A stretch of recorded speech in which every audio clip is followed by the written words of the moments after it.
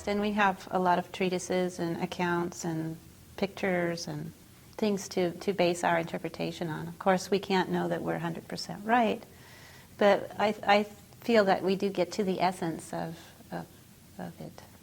I wrote a chapter on 17th century performance practices, for example.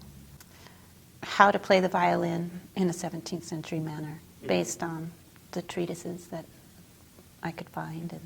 And every so often they find some manuscript from, say, J.S. Bach or Beethoven or Handel that surfaces from this unknown place, previously unknown place.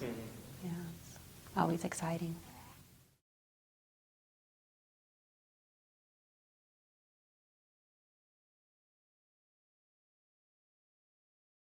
Well, Bach, of course. You know, he's just, as much as I hated when I was a modern violinist that people worshipped him, he's just a really quality composer, right? I like the early 17th century Italians, Dario Castello and Fontana. They're just fantastic composers.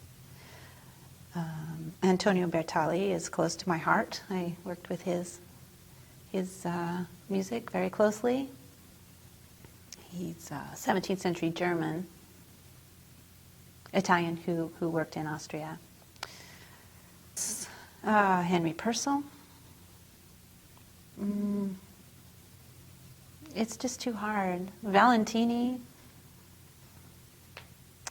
Charles Avison. There are too many. I can't do it.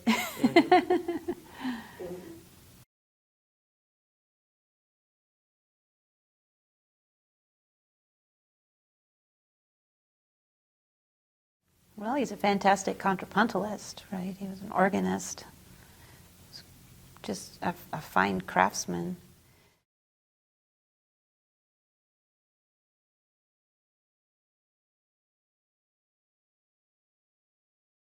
I think part of what makes a lot of the Baroque music in general more relevant to some people today is that the bass lines, compared to later styles, are quite simple. You know, basically you start in one key and then you travel away from it and then you come back to it, and there's a form, there's structure, so it's easy to follow. You know, there are a lot of pop tunes that do the same thing, right?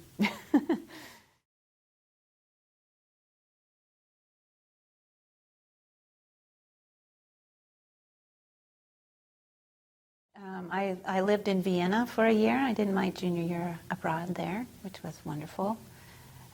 I do tours occasionally. I was on a big Bach tour with the Washington Bach Consort. A few years ago, we went to several of the places where Bach worked and performed himself. That was a lot of fun, including Leipzig, where I got to play the Bach double with one of my colleagues, you know, in the Thomaskirche there. Mm-hmm. I'm going this summer with Apollo's Fire, which is the Cleveland Baroque Orchestra. We're going to Austria and England. I did a project with the Boston Early Music Festival, a recording of Niobe that we did in Boston a few years ago. We did that in Germany, in Bremen. So I get over there sometimes.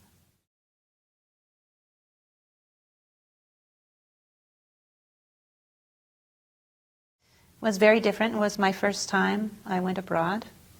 It was the first time I ever had a room to myself. It was the first time I was ever in a country that didn't speak my language. So it was very eye-opening for me in many ways. But when I really got into the music was the second half of the year. On my way home, I would walk right by the opera house, and many times I would just go and stand in line and see whatever was playing for less than $1. And then later on, I would go to the Musikverein, and I heard Karajan conduct all 4 Brahms symphonies over 2 nights there, and Yo-Yo Ma played there, and Itzhak Perlman, and of course the Vienna Philharmonic was there as well. So it was a really wonderful and eye-opening year for me.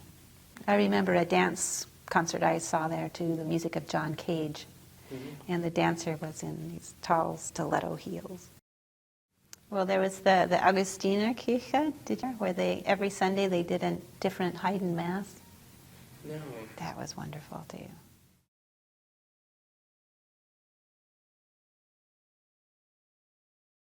I went there with my parents, actually. They came over and we saw some shows in Salzburg.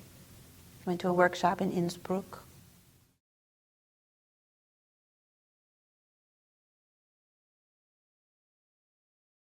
Well, one thing I did learn was that I really did enjoy playing the violin. You know, when you start when you're age 5 and do it all your life, there comes a time when you think, do I really like what I'm doing? Mm-hmm. And in fact, it turns out I do like playing the violin. So that was really good to find out.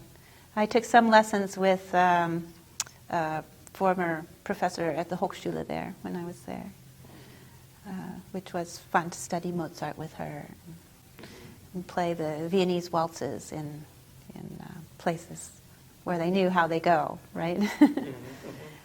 So I definitely learned that about myself. I learned that I could be alone and it would be fine, and that I kind of liked it.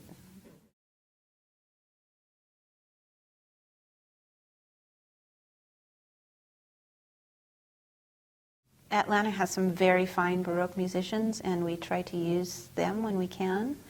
There are also some people in this area of the country, the Southeast in particular, that have been playing with this group since its inception.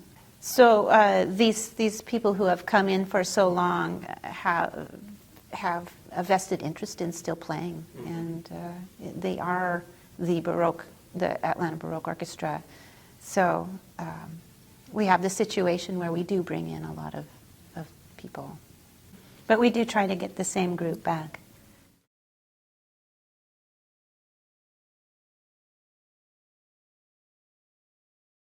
I try to avoid that at all costs. However, it is a very small organization, so everyone needs to pitch in. George Reardon, in particular, is wonderful. He's really taken the reins and done a lot of the administrative work here. Mm-hmm. But I do need to be involved, and I help where I can.